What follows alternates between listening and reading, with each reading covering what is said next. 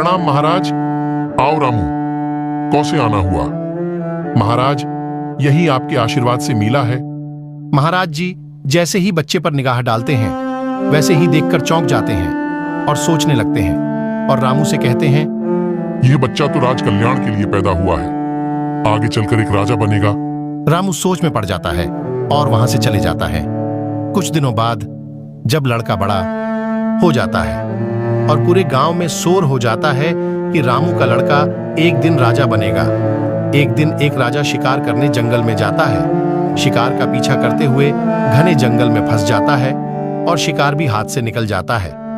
राजा सोचने लगा कि अब किधर जाऊं, रास्ता भी भूल गया हूं, प्यास भी बहुत तेज लगी है और सैनिक भी पीछे रह गए। ऐसे चलते चलते उसी जंगल में राजा घूमते घूमते राजा एक गांव में पहुंच जाते हैं जहां पर रामू रहता था। रामू से पीने के लिए पानी मांगते हैं।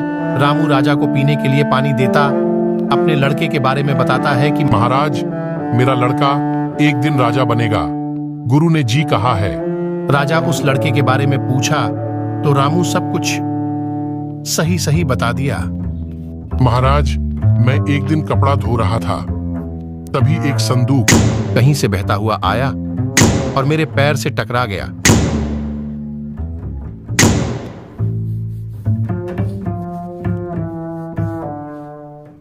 जब मैं संदूक को खोला तो देखा कि इसमें एक छोटा सा बच्चा है और मैं उसे अपने घर लाया और पालन पोषण किया। अब बड़ा हो गया है। राजा सोचने लगा, कहीं जिस लड़के को मैंने बहाया था वही नहीं ना है।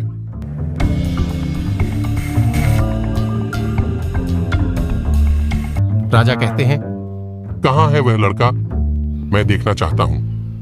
तभी लड़का आ जाता है और राजा देखकर पहचान जाता है।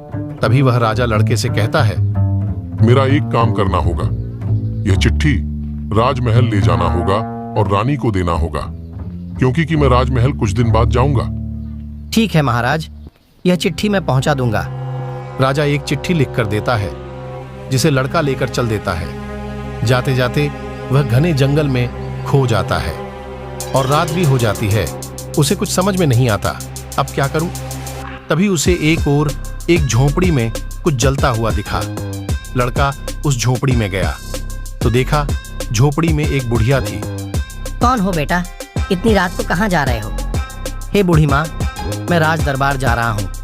रात होने की वजह से रास्ता भटक गया हूँ। आज रात यहीं बिताना चाहता हूँ, सुबह होते ही चला जाऊंगा। नहीं बेटा, ये चोरों का घर है, अभी आते ही होंगे। तू अभी चला जा, नहीं तो वे तुम्हें लूट लेंगे। नहीं, अब मैं नहीं जा सकता। चलो ठीक है, यही सो जाओ। लड़का सो जाता है, तभी चोर आ जाते हैं।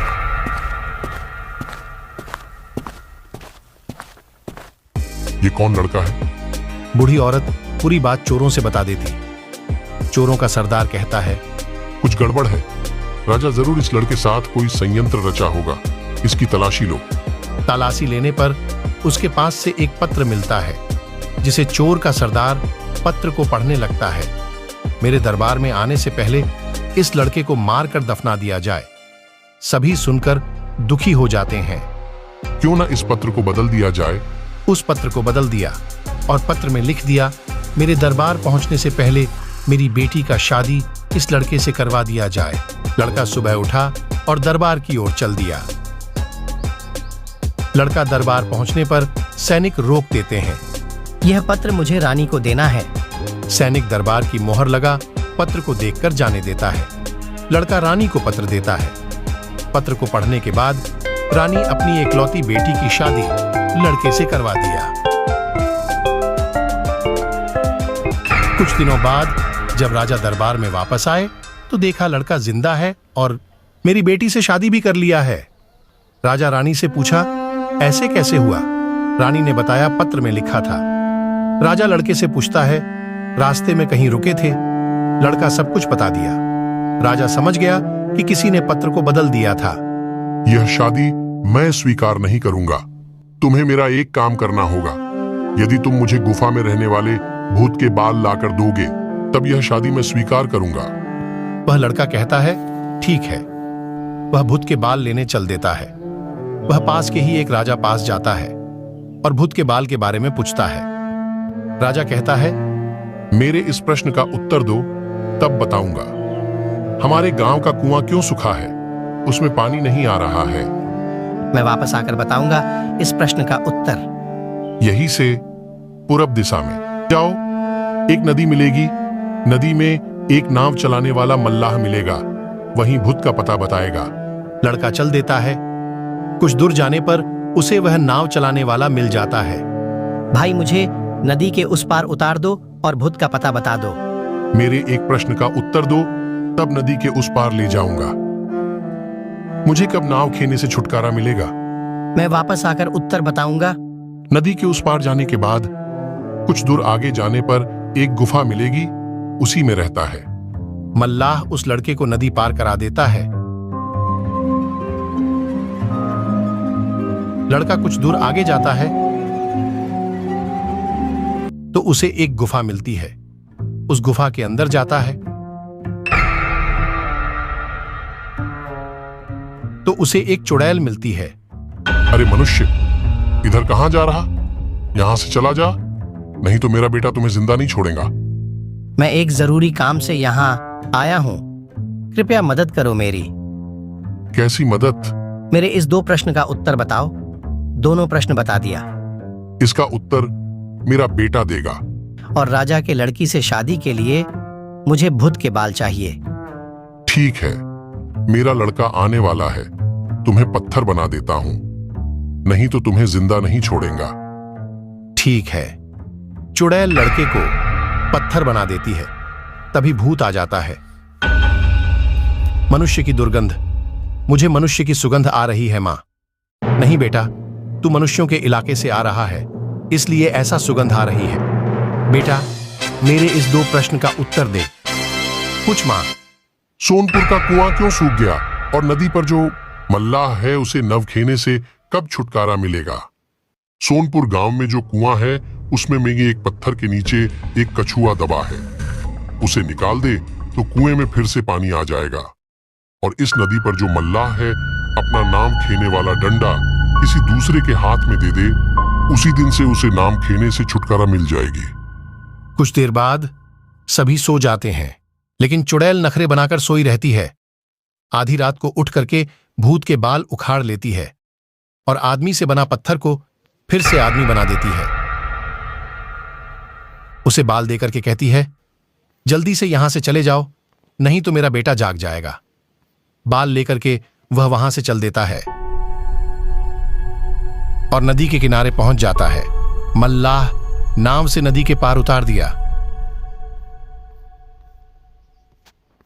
उत्तर भी बता दिया। कहां की? जब कोई आदमी तुम्हारी पतवार को अपनी हाथ में पकड़ लेगा, उसी दिन से तुम्हें नाम खेने से छुटकारा मिल जाएगा। फिर वहां से वह चल देता है और सोनपुर राजा के पास पहुंच जाता है। राजा से वह कुएं के बारे में बताता है कि कुएं के अंदर एक पत्थर है, उसके नीचे एक कछुआ है, उसे बाहर निकालो और कुएं में पानी आ जाएगा। राजा कुआं से पत्थर और कछुआ को बाहर निकलवाया, तभी कुएं में पानी आने लगता है। राजा लड़के से प्रसन्न होकर बहुत सारा सोना चांदी इनाम में दिया। लड़का वहां से चल देता है और अपने इनाम के साथ राजा के पास उपस्थित होता है। राजा आश्चर्यचकित हो जाता है। तुम जिंदा हो और इतना सारा सोना चांदी? क्या बताऊं महाराज, वहां बहुत ही ज्यादा सोना चांदी था, लेकिन इतना ही लेकर आया हूं। आप चाहें तो सभी सोना चांदी पा सकते हैं। वह कैसे? आपको अकेले पूरब की दिशा में जाना होगा। एक नदी मिलेगी और नदी में नाव पर एक मल्लाह मिलेगा। आपको नाव चलाते हुए उस पार जाना होगा, तभी सारा धन आपको मिलेगा। राजा इतना सुनते ही धन के लोभ में चल देता है। नदी पर पहुंचते ही मल्लाह का पतवार छीनकर खुद नाव चलाने लगा। मल्लाह खुश हो जाता है। चलो, अब नाव खेने से छुटकारा मिल गया। मल्लाह वहां से चला जाता है। राजा जिंदगी भर नाव चलाते रहा।